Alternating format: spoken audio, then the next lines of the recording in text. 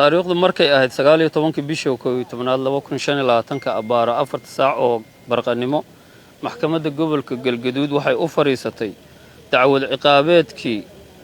loo haystay gacan ku dhiigle Cabdifataax Cali Xasan in Xaawo Cabdi Cilmi 20 jir ah ku dhashay degan degmada Gurceel ee gobolka Galgaduud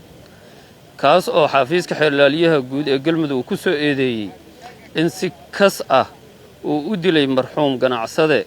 Deeq Cabdi Jaamac taariikhdu markay ahayd 16 bishii 11 2025 abaaro 7 fiidnimo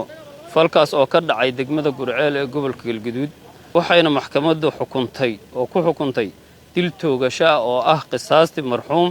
Deeq Cabdi Jaamac taariikhdu markay ahayd 19 bishii 11 2025 maanta oo ay taariikhdu tahay 19 bishii 11 2025 waxa lagu fuliyay xukunkii qisaasta ahaa wabillahi tawfiiq